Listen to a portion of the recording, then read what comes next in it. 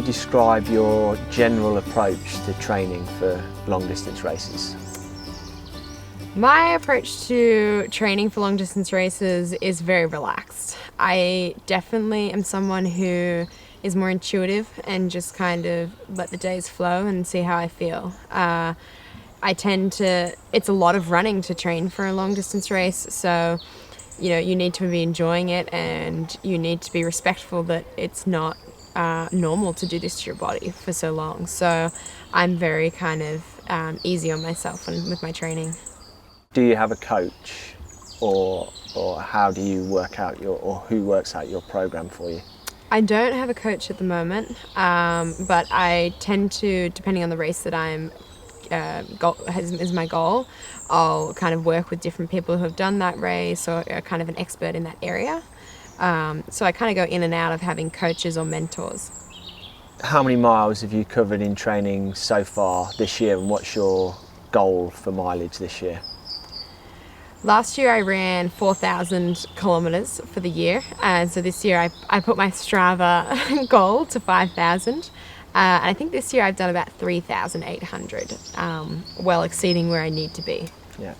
A lot of European trail runners and ultra runners are well known for doing other sports as well, like ski mountaineering related sports. You've got Rob Craw, who's just done an amazing double at the Leadville, where he came 14th in the mountain bike race one week and won the 100-mile run the week after. Have you got any, do you do any multi-sport stuff or any ambition to do any cross-training stuff, or is it all running? No, I don't really. I tend to ride a bike and do some swimming just during my training. I don't have so much of an off-season. Because of the way that I travel, I miss winters, I follow the sun. And it's awesome, but at the same time it means that you don't really rest. But I do tend to kind of, after a big race, go to the coast and surf to totally change sports, and that tires me out enough. Have you ever run any more classic running races, marathons, 10Ks, 5Ks, or do you just leave those alone completely? When I wanted to run a marathon, I wasn't old enough to do the road marathons, so I went straight to 100Ks, and because you're allowed to do that on the trails. It's a little bit, doesn't follow the rule structure so much. But I kind of am now interested in kind of hitting the road and seeing what's possible.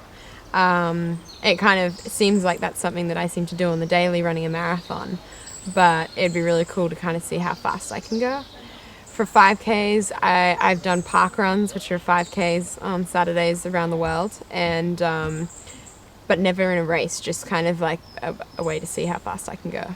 How fast have you run on a park run? What's your 5K PB? My 5K PB is 17:20. What do you think you could run a marathon in at the moment if you put your mind to it? I went through a marathon mark of a 50K at 2:55, and I think I could maybe go a little bit quicker without the 8Ks to go on afterwards. Yeah. Because ultra running is still, in some respects, quite a young sport, certainly from a mass participation point of view, not a lot is really known about the long-term effects of what this does to your body. There are quite a lot of stories of burnout and injury and that kind of thing, which I'm sure you're aware of with athletes that you know.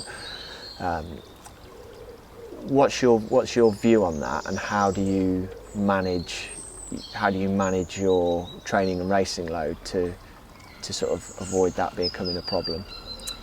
I think the most important thing to have longevity in this sport is to keep it fun and to be really intuitive to your body and to take rest days when you need it. I think that a lot of people that run ultra marathons have an addictive personality. That's why they can run for so long. And if that comes across into your training and you don't listen and you just need to push on, your body's going to get to a certain point where it breaks. So for me, it's very much about, pushing myself, like in the lead up to Western States, pushing really hard, but then being like, now I'm just going to back off and kind of, sitting on the edge and then like totally getting off it and kind of ebbing and flowing. I think that it's a problem in this sport, and especially for someone like me who races the summer in Australia and then the summer in Europe, there's no off season. There's no snow that stops me from getting out.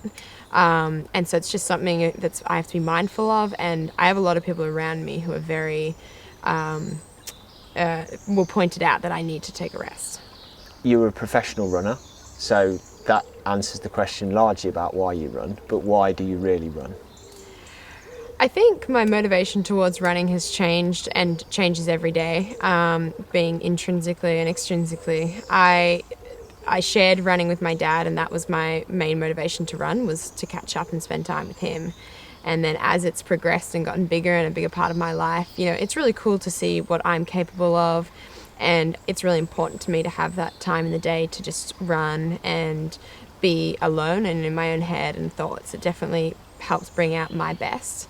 But then, you know, you go around the world and you meet people, and it's more of an extrinsic thing, and you see that you running might be a solo endeavor, but you can be a part of so many people's journeys and have an impact on their lives. And that's kind of what's really driving me at the moment.